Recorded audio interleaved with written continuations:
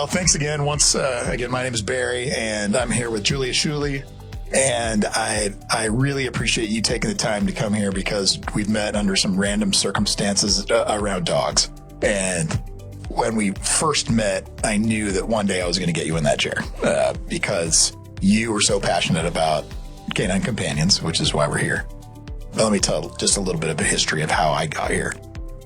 Dogs have always been a part of my life, and very much so. When I first crashed my motorcycle, ended up paraplegic and ended up with a puppy several months after my crash, which it was my therapy dog. It was a little Rottweiler named Kyra. And I'm a Rott fan. So about 10 and a half years ago, we got a new Rottweiler puppy, and her name was Juno. And the day we got her, she was 12 pounds. She was so cute. Mark Ryan was having a release party, and this woman popped over to me within like 15 seconds of us being there, Donna.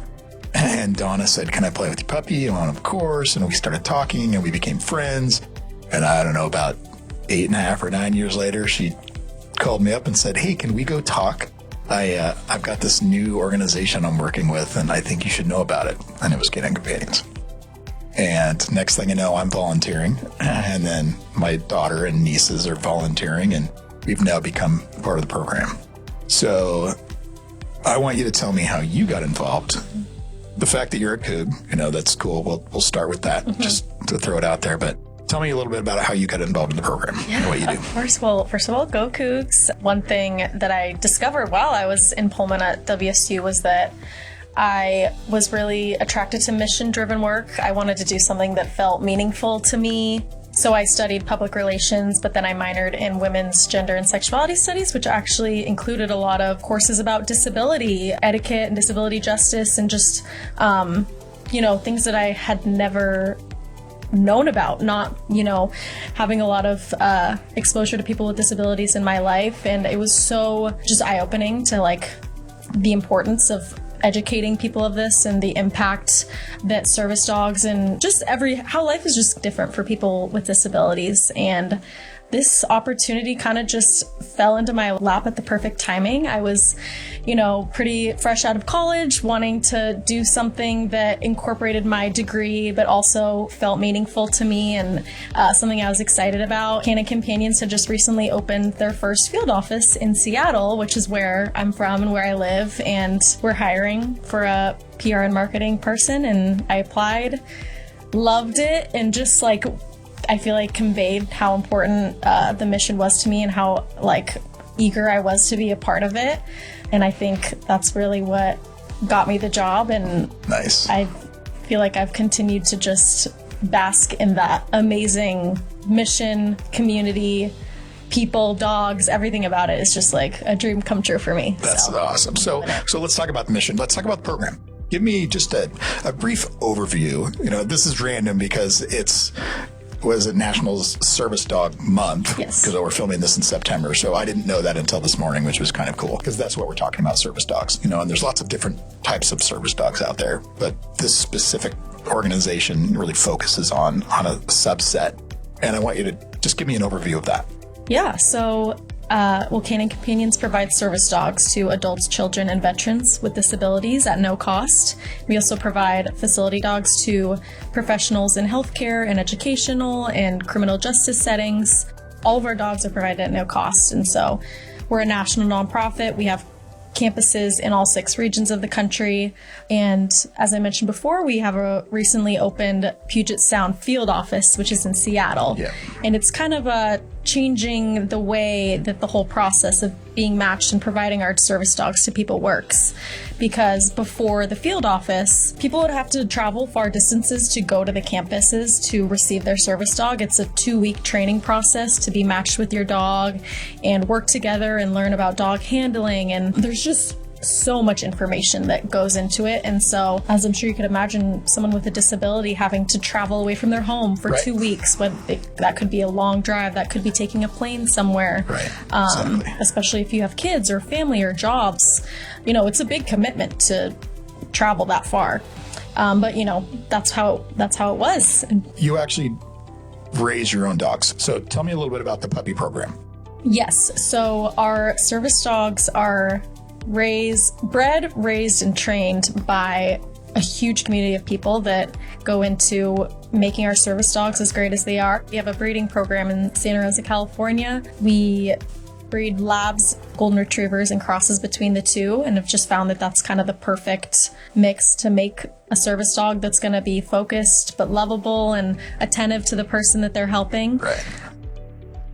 So all of our dogs are bred in Santa Rosa, but they are flown all around the country to volunteers who raise our puppies from when they are 8 weeks old to about a year and a half. And so the puppy raisers work on just kind of the more basic training, socializing them, getting them exposed to different sounds and smells and people and environments to prepare them for, what life as a service dog may entail. And then after they're about a year and a half, they go to one of our campuses all across the country and go work with instructors, work on those more intense, up to 45 skills that dogs can do to help someone with a disability, whether that's tugging open doors, pulling a laundry basket, switching on and off lights. Our dogs in our veteran program are trained to wake people from nightmares, to, help with those symptoms of PTSD. And there's so many things that they do. It's so amazing. Yeah, I just learned that they work with, I knew that they have seizure dogs, but they also work with children with autism to help them, and not just children, adults as well, but primarily children at this point, that it helps them with not just their own symptoms, but letting the general public know that they have a disability as well. So it's pretty awesome. So let me just overview so that you breed your own dogs, and then the dogs go to trainers. So there's puppy trainer volunteers. Puppy raisers. Puppy raisers. I'm sorry. Yeah. No, puppy raisers, right. Yeah. And then once the puppies hit a certain age, then they go and they get trained. And then how do they get placed? How does a dog get partnered up with a person who needs a dog? Yeah, it's a very thoughtful matchmaking process per se. I mean, we have a list of people who want a service dog, and with obviously a wide range of different disabilities. And so the trainers look at the skills of the dog and the needs of the people who need a dog and kind of, match that together. People will go to team training and work with multiple dogs and, find the one that best matches them. And there's a lot of thought. It's very intentional which dogs go to which recipient, and, how they can both benefit off of each other's skills and needs. And it's across the board in terms of the types of things that people need. For example, I'm in a manual chair. People see me with a dog, and what does the dog do? Well, it can help pull me. It can pick things up if I drop them. It can open doors. It can open. I've seen one open a refrigerator. It's pretty awesome. Dana was just here, with Franz, and she was explaining some of the things that he does, which is pretty cool. But yet there's the PTSD and there's the invisible disabilities that they're working with. So it's a pretty intense process to figure out what dog has the right skills to work with the right person. Exactly. Yeah. And then once they get placed with a person, that person has to go through training too, right? Exactly. So that's what you were talking about when it comes to somebody having to travel to Santa Rosa. Yes. But now in Seattle, tell me about your satellite program. It's super exciting. So now we are able to just more serve a local community and make it more accessible for them to receive their dog. Instead of having to travel to another state, we can serve people in Washington, so it maybe is just a shorter drive. And if they're, a few hours from Seattle, we put them in a hotel for the 2 weeks, and it's just a lot more manageable for that 2-week team training process. One example that I remember, it was the first week I started was in team training. There was a little boy who he'd been waiting years to receive his service dog, and they almost had to back out because his father was diagnosed with cancer and had to go through cancer treatment right before they were supposed to go into team training. Without the availability of the Puget Sound field office, they would have had to bail out and, reschedule or push it back even further. But because we're local and it was a short drive for them, and the kids could still go to school, and the mom could help out in, just staying home. Right, and the dad could still go to his treatment while during team training. It made it possible, and it wouldn't have been without the accessibility of being local. Right. It's been fun because we've been to that facility several times. So it's pretty cool. There's different aspects of this program that are amazing to me, and I want you to to talk about them just a little bit. Tell me about the prison program that you've got. Because I didn't know anything about this until the last graduation when one of the women got up who was actually a puppy trainer in prison. And I didn't know that existed. Explain it a little bit. Yeah, it's a super cool program. So basically, incarcerated individuals will raise and train our puppies in kind of the earlier stages of their life. So it's a very you have to earn like the privilege to be a part of that program. It's not just, any inmate can raise one of our puppies. It's you have to work hard and earn, that privilege. It's a huge privilege. It can change a person's perspective on why they're incarcerated, how they want to, be when they're out. So it's super cool, and we've seen like recidivism rates dramatically improve of like people who have raised puppies within our prison programs going on to, stay involved with our program and raise puppies, outside of that environment. And it's just a great way to, give people who are probably at a really low point in their life a bigger purpose and kind of a way to give back after, getting themselves there in the first place. No, it's true. Actually, I watched one of the women that I met. She literally took that dog and the puppy that she trained and turned that into her future life. I mean, that was her way to get out.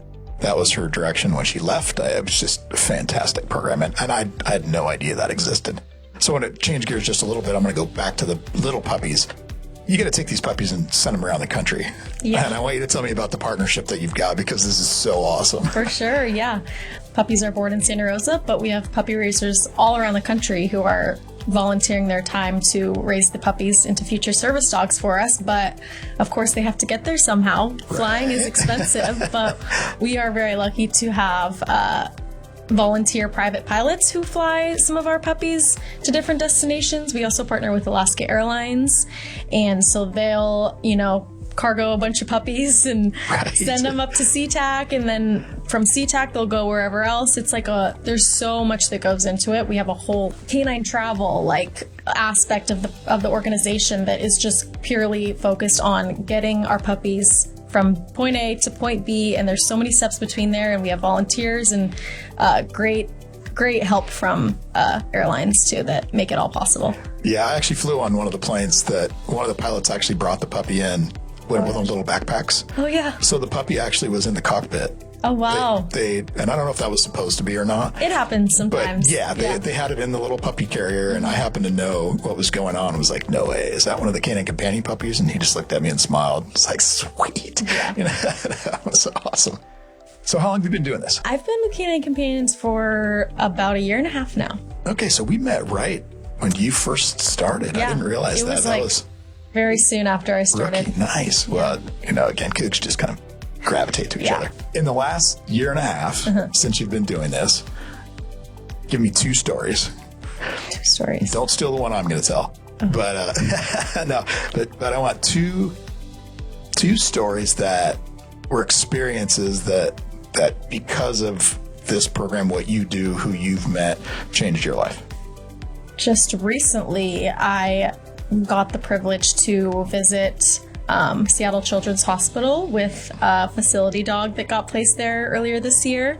Just firsthand experience the impact that the dog, his name is Nash, has on not only the patients there, but the staff as well, and the families of the patients. It's like, I was on the verge of tears every 5 minutes because obviously, it's amazing work and it's crazy, but just seeing it firsthand. My dad passed away when I was in high school, and so being in the hospital again, it brought a lot of, it was my first time in a hospital since then, and it just brought a lot of memories that I wasn't really prepared for. But seeing the dog interact with parents of sick kids, with patients, with the staff, I remember nurses and doctors crying with me and my family when we were going through that, and I just can't imagine how much better it would have been with a dog there. And so I never even thought of that possibility when I was going through it, but getting to witness it 10 years later, and just like having more wisdom and, you know, experience under my belt, and just seeing how it's really, really helping people who need it and probably don't even know how much they need it, that was like one of like my best days on the job for sure. Oh, I can see that. You know, it's me being in a wheelchair and in a manual wheelchair, even when I have my dog, you know, people will ask, well, what does she do for me? So there's this misconception that a canine companion only does things for people with mobility, you know, issues, that, you know, if somebody needs something picked up off the floor or a door opened, or, you know, I've had a dog help me get back into my wheelchair when I fell out of it once before. But these dogs are so much more than that, because the emotional support that is given is not something that you can quantify, you know. And like you were talking about, I know that one of the local high schools, well, actually almost every high school in North Shore School District, I think now has a canine companion. And those dogs, the stories that we get to hear, you know, that kids will just come in and go into the office and lay down with the dog, you know, and dogs just know, you know, they're like, they've got that sixth sense of, okay, somebody needs a hug. The power that those animals have is just amazing. So yeah, I asked for 2 stories, so I'm gonna let you save the next one because I want to tell mine. Okay, go for it. When we were at, I believe it was a graduation last year. It was the first puppy graduation for the Seattle field office, and a mom got up and spoke. And I'm going to cry talking about this because it's so emotional. And I do need to get the name of the dog especially for this. But she was talking about her daughter, and her daughter had whatever the disability was that it curled her hands and her feet up. So she was in a chair. She was non-communicative, and she was curled up with her hands, you know, like they were rubber bands that were really tight, and both her arms and her legs were curled up all the time. So when she would sit in her chair, they would tie her in so she wouldn't fall. Not tie her in, but they would belt her in so she wouldn't fall out. And she was having problems with blood flow and all of these different aspects that the doctors couldn't fix. And she got a canine companion. And they weren't going to let the dog on the bed. And the first night they went home, the dog jumped up on the bed and she wouldn't get off. She said that when their daughter woke up in the morning, she was totally relaxed. For the first time in her life, her feet and her hands weren't curled up in a ball, and the dog wouldn't leave her bed. Mm-hmm. And that was the life-changing moment for their family because of what that dog did. And I just think that is the epitome of everything that you do and that program does. And that's why I've gotten involved, and my kids, and they're all volunteering there because of that mom's experience. I just think that was, I can't even talk enough about it. It was so cool. Yeah, I mean, that's a great example of kind of even relating to mine. Dogs have a medicine that like science and doctors can't always provide. Right. Like, yeah, I remember that exact story you're talking about. The dog's name is Tater. Oh, was it Tater? Okay, thank you. She's a girl, and yeah, like I heard the doctors had tried so many different things. Yeah. How can we get the circulation going? That's how right. can we fix this? But as soon as Tater hopped on and, you know, relaxed there and applied that pressure to her feet, the daughter's, it was like problem solved. And that, I remember that moment. That was super emotional. Well, you were still pretty new then too. I think you were still learning where it was all going. So one of the things, and we were, earlier we were talking to Dave and Dana, and Dave was talking about how when people see a dog, especially a puppy, that puppy is learning how to be a canine companion, how to be a service animal. And part of that is not to say hello to everybody, because as soon as anybody sees a dog, the first thing you want to do is say hi to it. How do you train people to know what to do when they see a service animal? That's a really great question. I think unless they experience it, oftentimes you don't know. I mean, I wasn't aware of disability etiquette until I took those courses in college, and I was like, a whole new world opened up. So I think when those situations arise, being patient, but also, steadfast in the way you communicate that, this dog is helping someone. This is not just a dog to pet. Ask first is the main thing. There you go. Please ask before you pet. And that person has every right to say no or say sorry, like this dog is working right now, or, it's an extension of them. And so It should be taken very seriously. Well, and it's also not just that the dog's not doing anything, it's just sitting there. Isn't necessarily the case, because I just recently learned that, when the dog's monitoring that person to see if they're going to have a seizure or not, if you distract the dog's not working, and that person might have a seizure that could have been, caught by the dog or whatever, the other, PTSD type situations where those dogs, even though they're not picking something up, doesn't mean that they're not working. So that was a pretty interesting perspective. Tell me the next story. I only gave you one. Okay. So what's your second one? Another story that I just... the kids always get me. Yeah. It's the kids, but okay. So basically, one of the teams that graduated from our Seattle office, adorable little boy, and he got matched with a service dog named Calvin. And I remember at their graduation ceremony, the puppy raisers said, Calvin, we've always seen Calvin as like a 6-year-old boy in a dog's body. And what do you know? He got paired with a 6-year-old boy. And since then, I've kind of kept up with the boy's mom, and she's told me some amazing stories about him and Calvin. And he used to refuse to go to school in the morning, but with Calvin, he's excited to go. It's like a bridge to, communicate with his peers, and kids can't wait to, interact with him and get to know more about him and Calvin. I've learned that he has slept through the night for the first time in years, with that, pressure and relaxation that Calvin provides. So many things. Just it can literally change a person's identity because of the confidence and the communication, and just it bridges so many gaps that I think are often overlooked, but that's just what dogs do. Well, until you're in that situation, you can't know. Exactly. It's trying to let somebody know what it's like being a parent when you're not a parent. I can't explain it to you. And then when you're a parent, you go, oh, now I understand. So somebody who doesn't have a situation where, a dog could benefit them in that disability mindset situation, you can't understand. So not being afraid to ask is huge. If, hey, you see a dog that's working, it's okay to go and talk to them. What does the dog do? Tell me about it. The more that they learn, the better they're going to be. So what's next? What's next for the organization? For you in the organization? That's a great question. We are celebrating our 50th anniversary this year, so it's a super important year of just 50 years of growth and innovation and finding ways to spread our mission further and help more and more people and get more and more people's support. So in 50 years, how many dogs have you placed?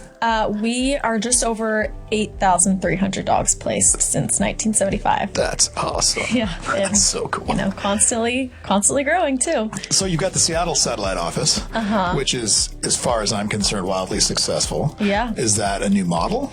Yeah, it's a pilot program. So it's kind of an innovative way to see how we can more locally serve the people who need us and get more dogs out to more people at a faster rate. Because there's a waiting list. There is a wait list, and we would like to shorten it as best as possible. And so this is kind of a way that we're exploring how to do that. It's only been about 2 years since we've opened, but as you said, it's been pretty successful. And this is kind of the model for how we would like to execute more field offices opening in different regions of the country in the future. So I'm not sure when exactly that will be happening, but we're still learning so much in Seattle about how it will operate, and there's so many trial and error, but it's been great so far, and I've loved seeing the impact of, people who are from my hometown, and how there's people who lived down the street from me growing up that have been raising puppies, and I just had no idea because I just didn't know. But now that I do, I'm like, oh my gosh, it's just, everything's all connected. Well, it was fun for me because I was the MC for the gala last year. Yeah. And now, me being in a wheelchair, I'm pretty easy to see. So I see dogs and their owners now that saw me on stage there. So I'm seeing Canine Companions. It's like the pink car thing. I see them everywhere now. Yeah. What other ways can people help? Obviously, there's plethora of volunteer opportunities. You can puppy raise. Here in Seattle, we actually have a more unique need of fosters who foster our dogs that are in professional training during the evenings and weekends in the months leading up to when they're placed with a person with a disability. But you can also help out at events. You can help out by just walking dogs, bathing dogs, doing stuff at the office. We have a couple exciting events coming up at in our Seattle area. We have Bark at the Park in partnership with the Seattle Mariners. Right. So $2 of every dog ticket sold for the game on September 25th will benefit Canine Companions. And it's also just going to be great awareness for us and a great start to a partnership with them. We also have a gala coming up in November. It's called Independence is Golden. It's extra special because it's our 50th, and so there's going to be some fun tie-ins for that, just kind of commemorating our history and looking into the future of what our organization will grow into. I have some girls that are going to volunteer at that, I'm pretty sure. Yeah. I mean, it's super fun. You're going to be around puppies, dogs, and just great people. And it's at the Museum of Flight, too, which is super adds cool. A fun spin to it. But really, you can learn anything if you go to canine.org. That's canine.org. Right. Not K9. There's so many ways to support, and as people mentioned earlier, the community is so warm and so welcoming and, always growing. Well, it's been a really fun, I've been involved in nonprofits for a long time from lots of different aspects, and knowing the passion and the companionship and the power that a dog had to help me through the hardest time, watching what these dogs do to help, not just people with mobility issues, but veterans and kids with developmental disabilities and autism and, seizures and all of these different things. It's just one of the coolest programs I've ever seen. And I want to thank you for taking the time to come. It's been super fun getting to know you and working with you. I almost apologize for, Grace and Haley and Hannah harassing you as much as they do, because every single one of the events that you guys have, they're there playing with puppies. But that's been fun for me to watch as well, because they've been, exposed to what those dogs do for people. So thank you again for being here. I'm going to push as many people to your organization as I possibly can. Thank you so much for having me. Yeah, you bet. Appreciate it. Absolutely. It was super fun. We'll do it again. Yeah. All right.